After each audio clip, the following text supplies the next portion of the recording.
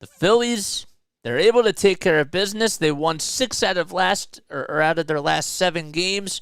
And in all honesty, it did not look pretty at all whatsoever, but they got the job done. And that is the bottom line. It didn't matter how ugly it got. Didn't matter how low of a score it was. They found ways to win, and that is what matters at the end of the day.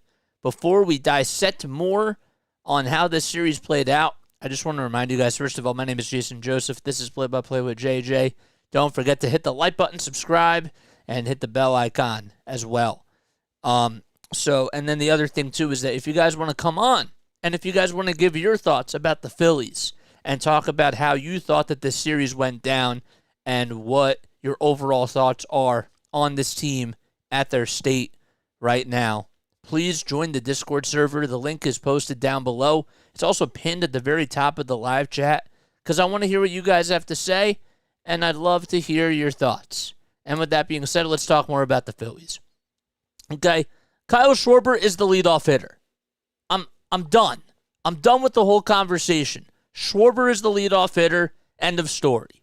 Okay, another day where he comes in, he sets the tone, he hits a solo home run, he hits a big-time RBI single in extra innings of yesterday's game.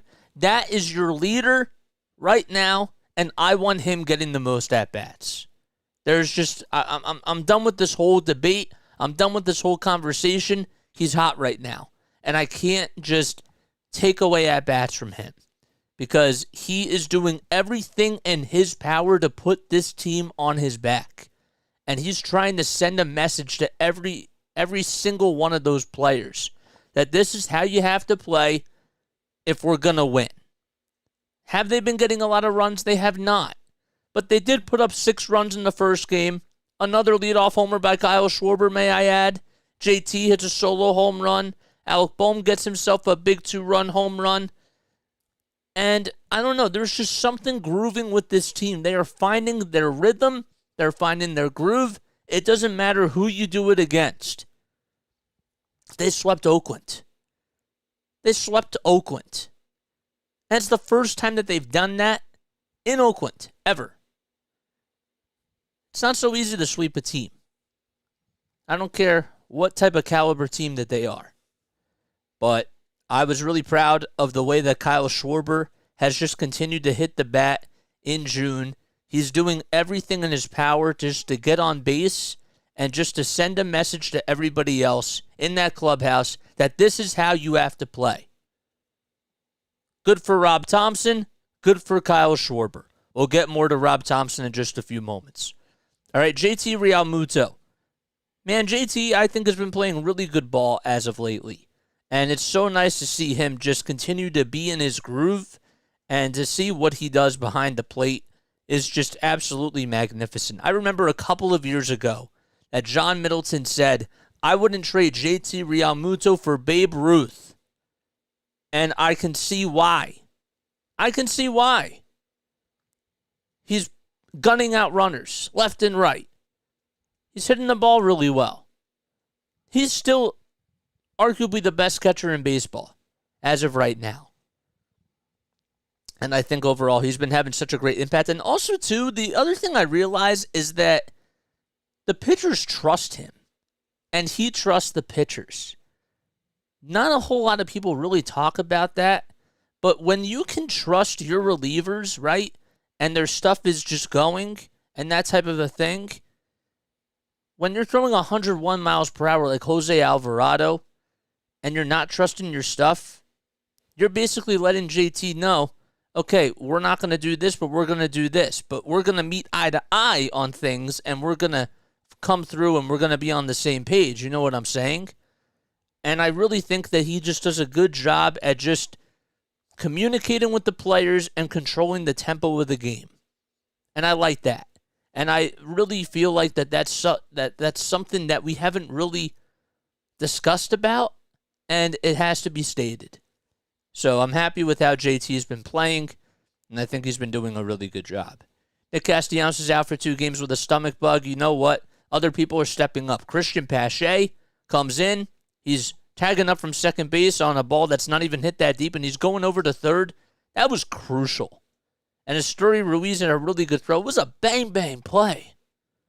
And Pache's just going into third base, returning from the injured list like it's nothing.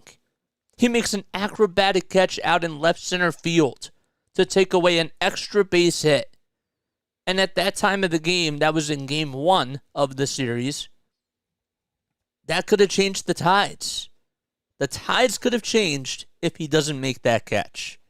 That is how valuable he was in this series. Seriously. I love it, and I'm here for it. Bryce Harper, the power's going to come. It is going to come, but I have to see it. I want to see it. And I'm hoping that he starts hitting home runs against the Braves. I think that would be really cool. The last time he homered was against the Braves. And that would be a really cool sort of a change. You know what I'm saying? If he starts to try to hit some more home runs. But he's making good contact with the baseball. He's doing everything that he can to try to put the ball in play and also try to send a message for the team too. He's very aggressive on the bases. He always tries to extend a single into a double. Those little things, they add up, and that's another reason why he is the face of this franchise. He and Kyle Schwarber do such a great job at just setting the stage for everybody else to succeed. If you're not going to play like this, we're not going to win. You got to go out there. You got to be aggressive. You have to be a dog. And everybody else will follow you. That's how it is. And I like that. Let's go to the pitching side of things, shall we? Taijuan Walker was great. He was absolutely magnificent. The last time he went 8 innings was in 2017. And he pitched so well on Friday. He's been really good as of lately, and I think that he's found himself a rhythm. I know that he's still not striking out as many batters as people would like, but the ground ball's great. He did have like 7 strikeouts in that game, and a lot of them came towards the end. But the pitch count was really low, and he got batters off balance, and his slider looks really good. I think that that's one thing that was sort of really tough in the beginning, is that a lot of his pitches were elevated, including the slider. When that slider is moving the way that it is, it's deceiving. It really is. And you as a hitter have to try to think to yourself, well, that pitch is a little bit lower than what I thought it was going to be. And it's really hard to just figure that out. The bullpen was great overall. Craig Kimbrell comes in. Again, give me the ball, Rob. Alvarado comes in. Give me the ball, Rob. How about Gregory Soto? No, give me the ball, Rob. Jeff Hoffman. He closes out the rest of that game. Kudos to you, man. Kudos to Rob for just building the trust with the players and just going to every single person that he has gone to at every single point. Junior Marte today, he comes in to close the game and he strikes out the side. In what world? It worked. Rob, I think, has found his touch again. A lot of the decisions he was making at the beginning of the season were very questionable, but now Schwarber's in the leadoff spot. Castellanos is batting in the 2 spot. And now he trusts his bullpen. And he understands what he has to do in order to help them succeed. He even left Zach Wheeler in the ballgame today for an extra inning when his pitch count just reached 100. I'm happy he did that because the bullpen was utilized so much in the game before, and you need a fully healthy bullpen against Atlanta and against the Mets.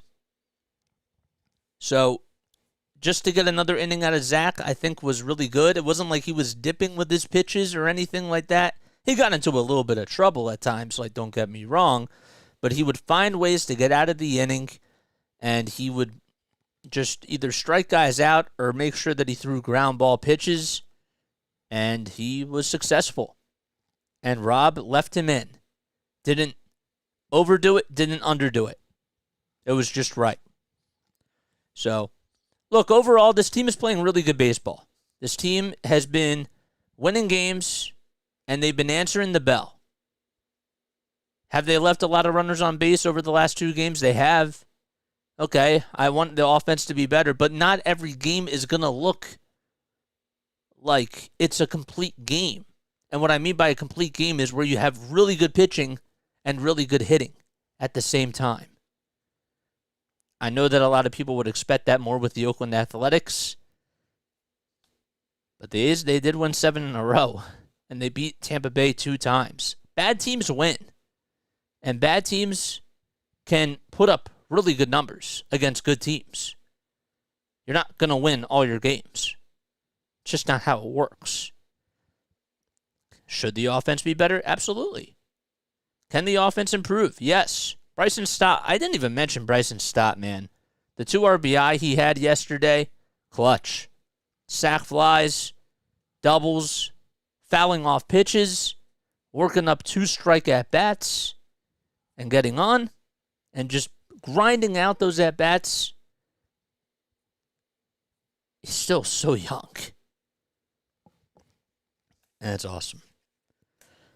But yes, all right, so this is going to be a little bit of a shorter pod today. I don't really have too much to ramble about.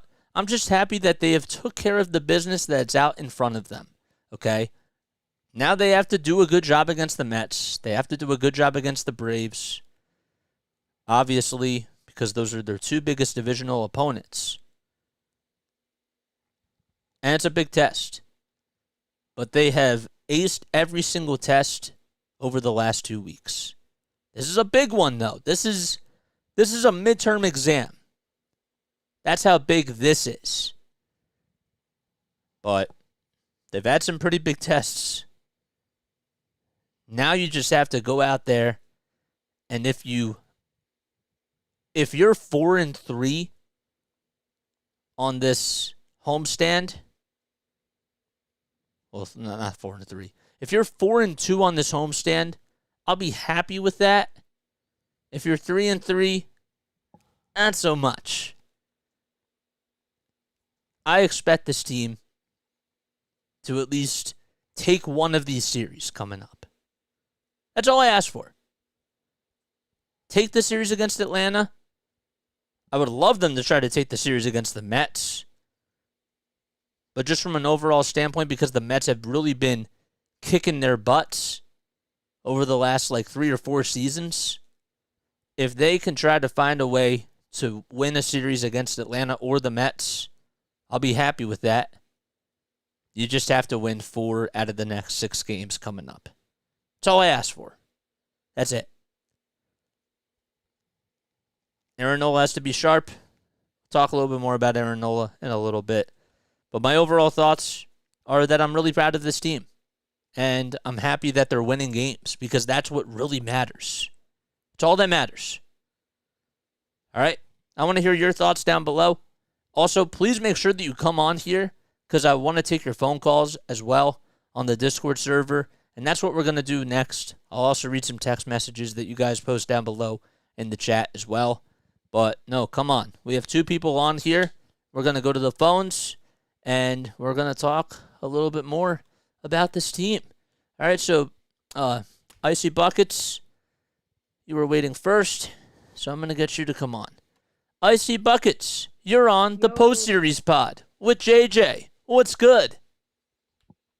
What's up? How are you, man? What's going on with you? Just chilling. Nice. So I want to hear your thoughts about this series. What were your biggest takeaways, and what would you say is something that the Phillies did a good job at, but not such a good job at either? I think the starting pitchers were a lot better this series and allowed a lot of runs at all. And Kyle Schwarber, man, he was pretty good. Yeah. But we didn't get too many runs. Yeah. But I mean, hey, it is June, baby.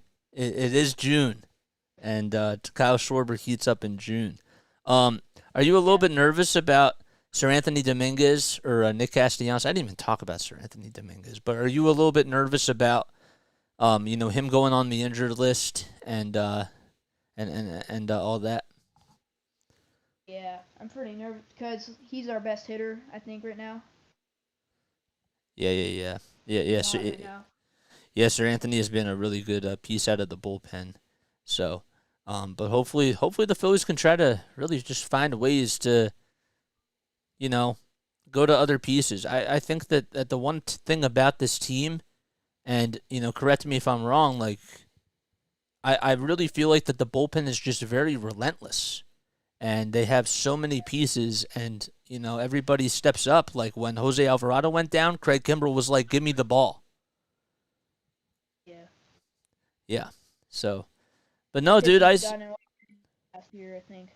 oh wait, what did you say? Sorry. I think the pitching's been a little better than last year because we got like Craig Kimbrell now and stuff. Oh, you're just talking about like the bullpen, like overall. Yeah, for sure. Yeah, definitely. Well, I see buckets. I appreciate you for coming on here, man.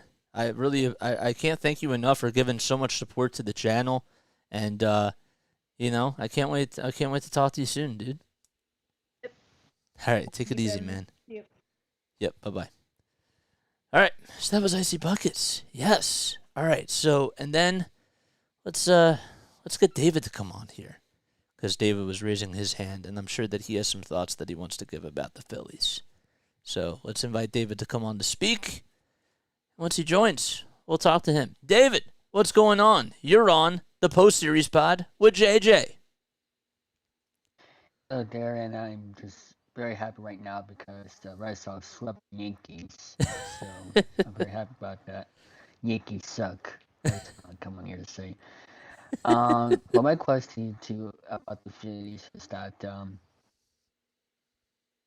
do you know anybody that they should pick up at the trade deadline? Do I know anybody that the Or Phillies should pick up at the trade deadline? yes, that's my question for tonight. Well, in uh, see how I think about the whole approach about what they should do in the trade deadline is obviously like the number one need right now is you got to get a fifth starter. Like there's no doubt about it. We cannot keep Right. going to bullpen games.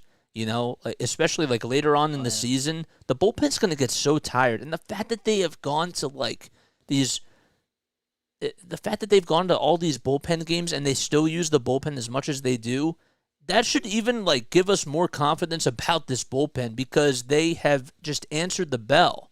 And whether they're undermanned or not, there's just guys that keep stepping up. Okay, Connor Brogdon's been struggling, but Gregory Soto is starting to find a groove. Kimbrel's pitching well. Jeff Hoffman's pitching the lights out.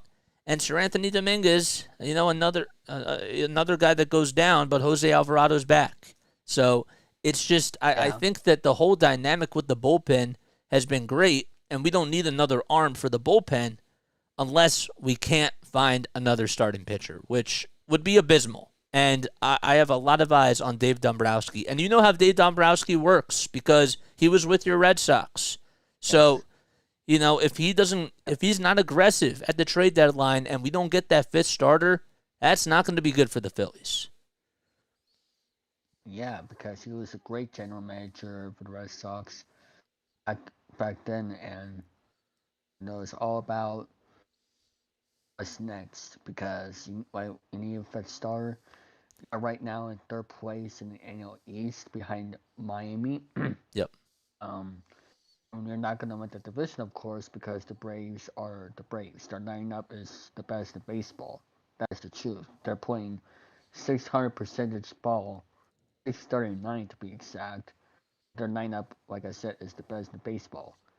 So, and there's 46-26, 8 games back. So you're not looking at the division right now. You're looking at the wild card Right. because, like I said, you're behind Miami. You're in front of the Mets, which the Mets this season have been horrific. So the idea going forward is what do you need at the trade deadline because that's coming up at the end of next month. and like you said, you need a fifth starter. But what about someone in the lineup? Do you think the lineup is good right now for the Phillies? Soper, Harper need to get him back and all that stuff. Is Yeah, there I think. anybody else in the No. Finish your thought, man. Sorry, I didn't mean to cut you off. I keep doing um, that. I don't know why I do that. is there anybody else in the lineup? Like, is there a certain position that you need to get that big extra bat at the trade deadline that you need coming up at the trade deadline? Not just a fifth starter, but you need like an actual bat to add. It's an upgrade. Well, I think that if you want to take a look at the lineup itself, I mean, first base. I like Cody Clemens over at first base. I really do.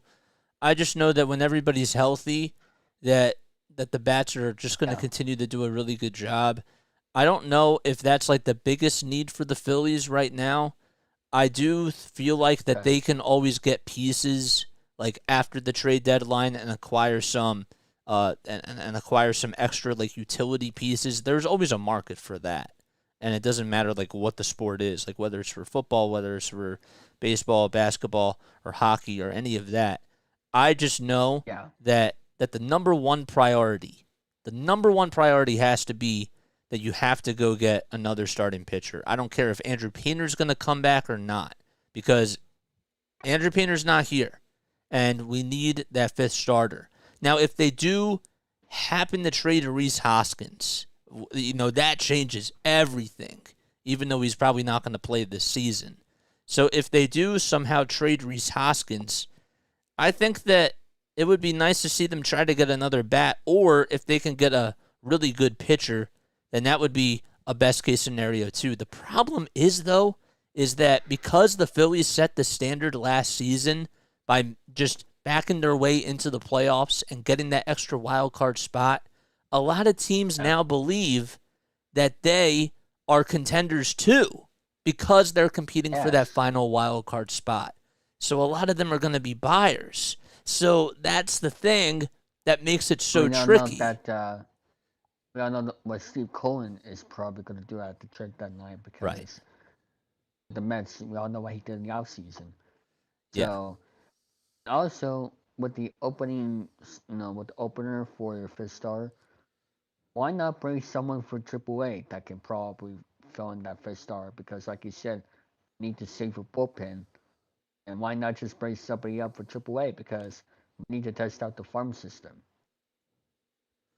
Well, I mean, David, I really appreciate you for coming on here. I do have to go like pretty soon, but I am going to answer your question really quickly because I don't know like what the option is in regards to like who should come up for AAA because Mick Abel really hasn't been doing such a good job apparently, like even at the AA level. He's been really inconsistent overall. The other thing too is that Griff McGarry, it just seems like that they're not ready to call him up yet for whatever reason. I don't know why, but I know that he has had some pretty good outings lately, and if Bailey Falter is not the guy, if Christopher Sanchez is not the guy, we can't keep living like this. We can be frustrated with the lack of the fifth starter, but we also do have to acknowledge that this team is playing really good baseball. So there's just a fine line between things, but I would really love to see them try to get another fifth starter. As far as the minors go, I don't know. I seriously wish I had the answer. I wish I had the potion to solve this whole problem, but I don't know. It would be nice if Andrew Painter comes back. It really would be. But you're going to have to figure that out. And Dave Dombrowski's going to have to do a little bit of magic, So, all right, guys, we're going to close up shop now. But I appreciate you all so much for coming on here. Again, if you guys want to come on in the future and talk with me during a post-series podcast or during a Sixers or Flyers or Patriots podcast, don't forget to join the Discord server linked down below. I really appreciate you all so much for coming on here. I love you all so much, and I will catch you all on Tuesday night for the next Phillies game. Peace out.